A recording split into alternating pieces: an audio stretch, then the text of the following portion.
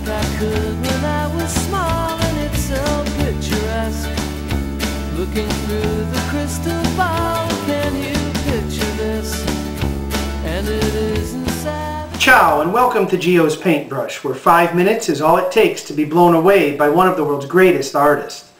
The National Gallery in London's Trafalgar Square reports that of its 2,300 works of art, Vincent Van Gogh's Sunflowers, one of a series of 4 sunflower paintings completed by the troubled Dutch painter in Arles, France, late in the summer of 1888, is the work most often reproduced for visitors seeking souvenirs through which to remember their visit. But what makes a still life with flowers, certainly not an original subject, so intriguing, so appealing, nearly 125 years after it was painted? In today's show, we'll explore how Van Gogh's expressionist approach not only reinvigorated a genre, but also created something beautiful and lasting, a powerful emotional painting, more appreciated today than it was in the late 19th century. I would like to acknowledge and thank Alvaro from Buenos Aires, Argentina, whose insightful art blog, Silver and Exact, which can be found at silverandexact.wordpress.com, for helping me to see greater complexity in this wonderful and popular painting. Alvaro's blog is certainly worth a visit. Benvenute.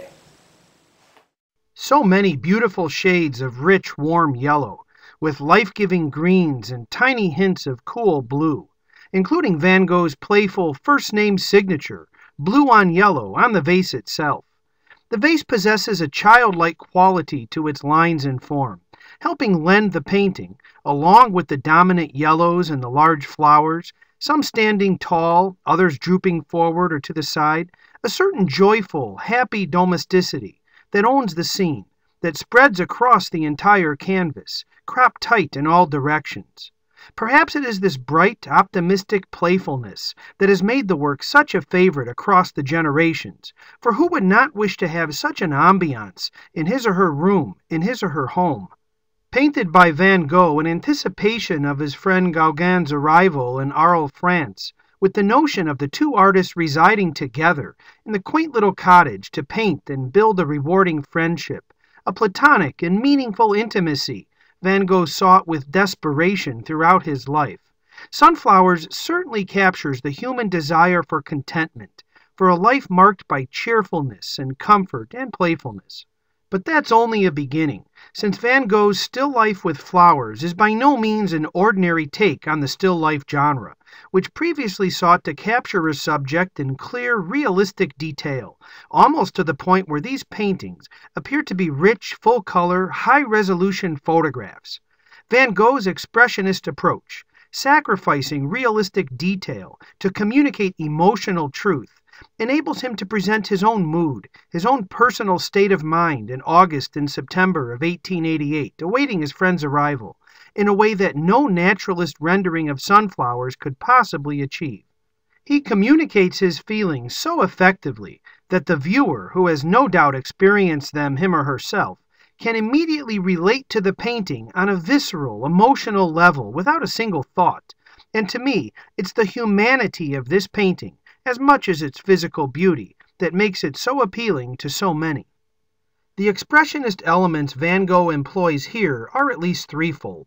In terms of color, the extent to which yellow dominates the scene is certainly not representative of life, and the table upon which the vase sits and the wall backdrop are not realistic representations of those still life elements either. Finally, according to the National Gallery, one technique Van Gogh employed, the Italian impasto, building up layers of paint to achieve a thickness on the canvas, a rich texture that raises the subject off the material and into the viewer's space, enabled the artist to create a wonderful sense of touch, of the feel of the sunflowers, from the fuzziness of the heads to the solidity of the seeds. Van Gogh, in Sunflowers, reinvigorates a well-known artistic genre with a new approach. Also worthy of consideration are the natural characteristics of the flower Van Gogh chose as his subject, the sunflower. It's well known that sunflowers begin to die very quickly after being picked, and this painting certainly appears to include at least 7 flowers, half of those pictured, that are dying in distress. Thus, a common interpretation of the work is that it communicates the fleeting, fragile nature of life, where the span of time between full bloom and death is all too short.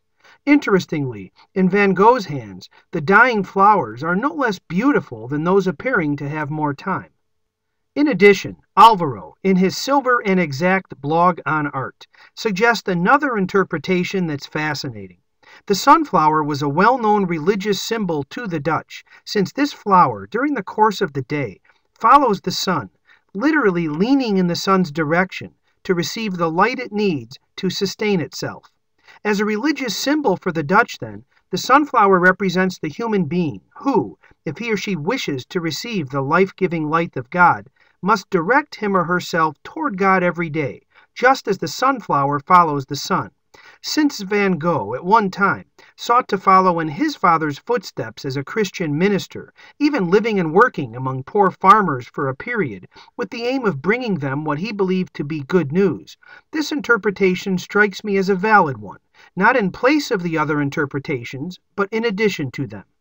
So it turns out that this treasure of the National Gallery in London, England, is a deceivingly complex painting, at once capturing the human desire for domestic contentment, warmth, and intimacy, reinventing the artistic genre of still life with Van Gogh's expressionist approach, communicating the beautiful but fragile ephemeral nature of life on this earth, and providing Dutch Christians with a powerful natural metaphor for how they should turn their lives to God in order to receive the divine light that can nourish and sustain them forever.